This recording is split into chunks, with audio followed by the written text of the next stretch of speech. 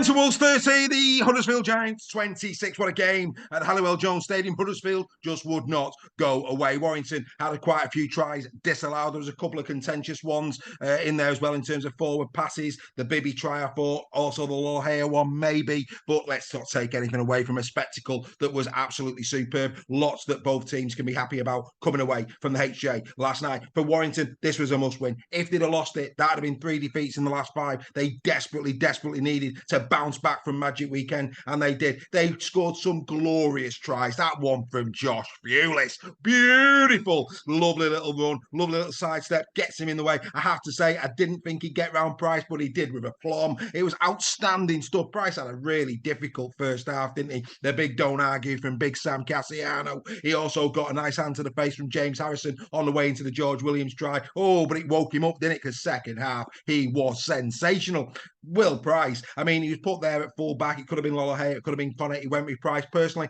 I thought he paid dividends. Price was superb, especially in the second half. A lovely try assist, 137 metres in this game. That, for me, was Price's best game of the season that I've seen. Huddersfield fans, tell me if I'm wrong. I thought he was very, very good indeed.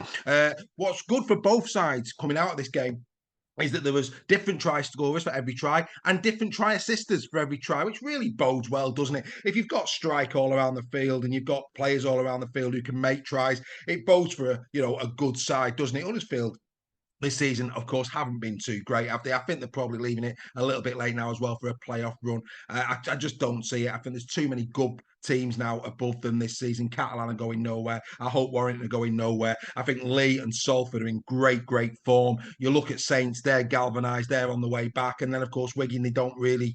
You can't see them going away. They're doing it tough at the moment, but you'd expect them to be in and around it. I just don't feel at this moment in time that Huddersfield can make that play for the playoffs. If I'm wrong, Huddersfield fans. Of course, next up for you will be the Leeds Rhinos. That'll be an interesting game. Then it's Wigan, then it's Catalan. So 3 really tough games on the spin. And if they come back, without a win, then, like I say, it's definitely going to be too late to make a push. We're already, well over halfway of the season. As for Warrington, like I say, I was speaking to Darryl Powell earlier in the day because there was a reserve game yesterday between Warrington and Huddersfield, 42 apiece. It was a cracking game as well. Some really good, attractive rugby league from an attacking sense, certainly not from a defending sense. And Darryl Powell was there, and I had a quick chat with Darryl. Obviously, it's been a traumatic week at Warrington with all what's been going on. And when you consider the Warrington side for this game, a lot of moving around, in every single key position. Nicholson's playing second row. He's not a second row. He's a loose forward or a prop. You've got Cassiano playing loose forward. He's not.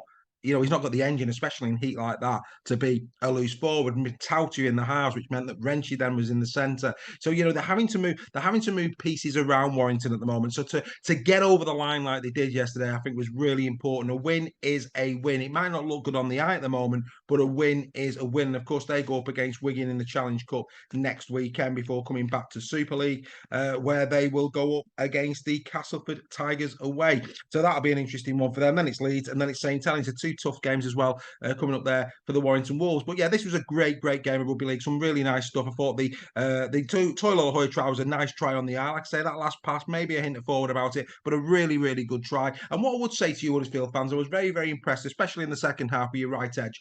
I thought the Theo Farge, Kevin Nagama, Price on the arch, it was electric down that side. It really was. Senior also a big part in that as well.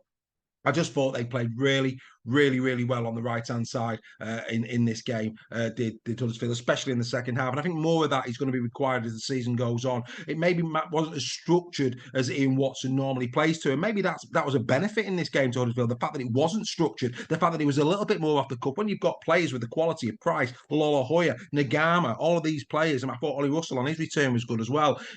Sometimes you've just got to let the shackles go off like Salford do. Look what Salford do. They allow their players to express themselves because they've got really good strike players. And when you look at the Huddersfield team, especially the back, the back line, they've got those players in abundance. So maybe sometimes you've just got to say, look, boys, go and express yourself and go and play rugby league. Because for me, in that last 20-25 minutes, that's the best bit of rugby league I've seen Huddersfield play this season, albeit, of course, in defeat. But no, really good game. It was a game of sevens for the Warrington Wolves. George Williams, Josh Bewlis, and Matt Duffy now all on 7 tries for the season, which again, like I say, bodes well. There's tries coming from all around the field. And of course, there's no question in my mind, Danny Walker absolutely was the man of the match. Another 40-20 for him, second for the season for Warrington. Of course, he did one for England earlier in the season. Another brilliant try. I mean, Ben Curry again broke the line superbly well. Lovely ball on his inside, and there goes Danny over for his try. Wonderful stuff. And of course, Walker himself giving an assist in the game. So for me, Danny, outstanding. I think he got something like 135 metres in this game. Really, really solid. And his defence as well, 32 tackles in this game. Outstanding. So Danny Walker,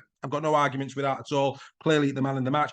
All in all, I think both teams can come out of this game satisfied. Warrington with the win, first and foremost. And Huddersfield with their second half display, really good. Something to build on there. They've got 2 weeks to do so as well. Of course, they're going to have a break for the Challenge Cup. Maybe that's a good thing for them as well, just to reset and go again. But yeah, great game at the HJ. Good atmosphere. Disappointed though with the amount of Huddersfield fans that were there. Only 50 tickets sold. That's just not good enough, I'm afraid. But anyway, let's aim for better as the season goes on, you Huddersfield fans. But yeah, Warrington Wolves 30, the Huddersfield Giants 26, the Primrose and Blue, joint top of Super League. We'll see you next time. Don't forget to like, share, and subscribe. We'll see you once again in a couple of hours' time. Bye for now.